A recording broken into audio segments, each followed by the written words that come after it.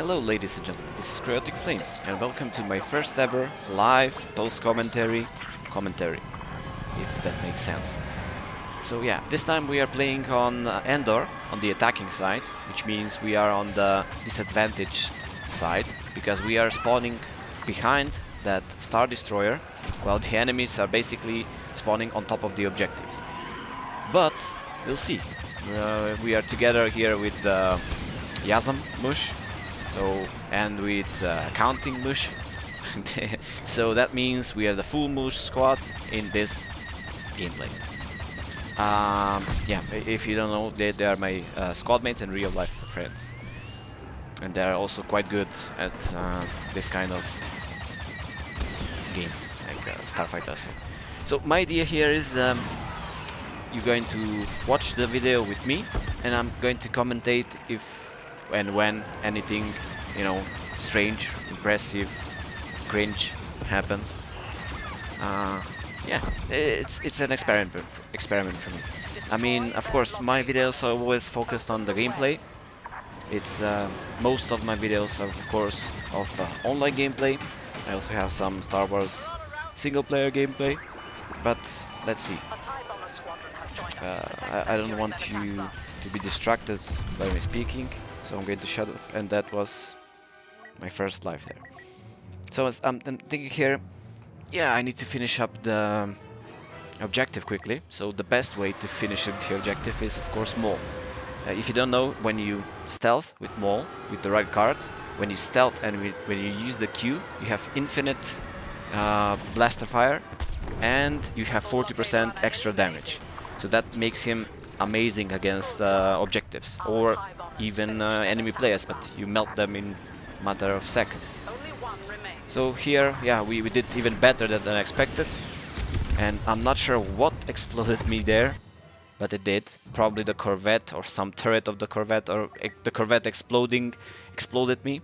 Not sure, but we got the job done.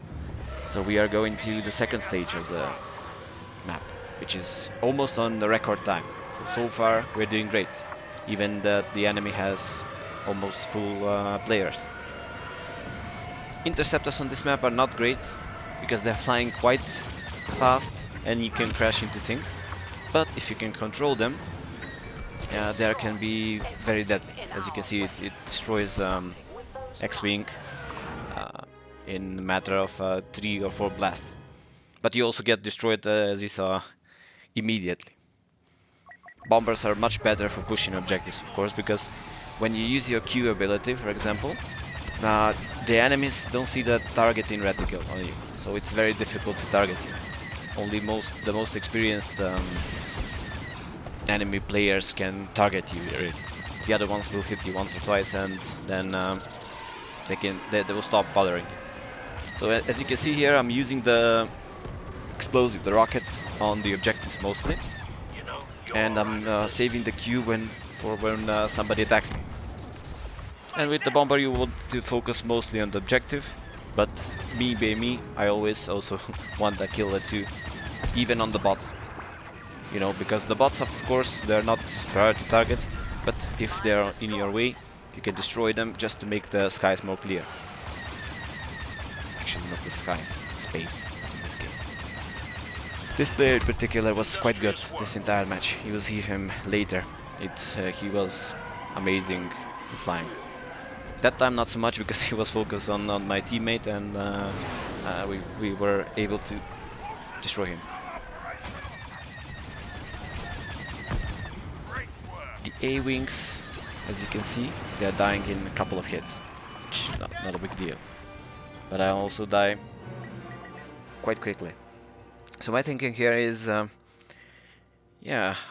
don't have enough points for 2 heroes, so I switched to Aiden Versio, because if you don't know, Aiden Versio has she gets the full battle points on her kills, on her scoring.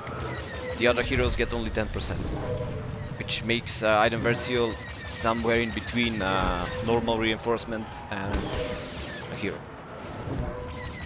Otherwise, her ship is not that great. It's okay, you know. It's not perfectly durable, it's not too maneuverable, it's not too deadly, but it's a good balance of all of it. actually her ability on 2, that ability underneath the barrage, I'm not sure if it works. Your ship glows and it's supposed to, I don't know, mark enemies, but I'm not sure if it does. But anyway, I use it just in case. Here I've been heavily under pressured and I tried to fit there. I almost did, but I didn't actually manage to do it. So my thinking now, okay, we are almost done with the second objective.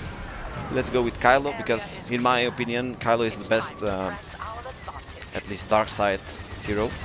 He's very deadly, very nimble. The focus rage ability is quite good to focus actually your rage on one enemy. Q ability is of course always great. The afterburners are great to dodge. But a slight mistake, I didn't see that debris and another crash. Too many crashes this match, definitely. But it is what it is, you know. It's the debris. That Death Star coming back to bite us, even though that we are with the Empire this time. A little bit frustrated at this point, but we are doing great as a team. Little killing of bots to clear my mind. And as you can see, I activate my Q ability there, and the enemy that was chasing me stopped chasing me actually, almost altogether. And there's another enemy trying to attack me, and he only did 200 damage because he missed almost all of his shots. And now I'm regenerating the health. Here I'm attacking the turret, but not attacking the objective, because the objective is from the other side, from the upside on the Calamari cruiser. So I realized that, and I'm trying to attack the objective, but this was too close, and I got melted by quad cannons of the X-Wing. So there are no heroes available here, even though I have enough points. And they become available, but already clicked, so bomber it is, I guess.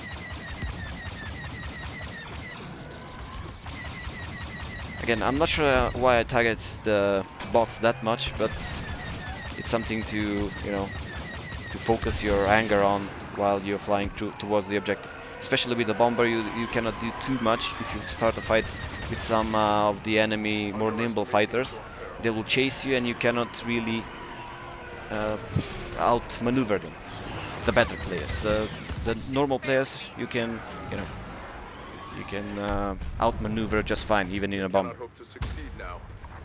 But in this case, I was supposed to focus more on the objective, but I saw the enemies spawning in, so I tried to intercept some of them. As you can see, they're spawning basically on top of the objective, and we are still spawning near the Star Destroyer,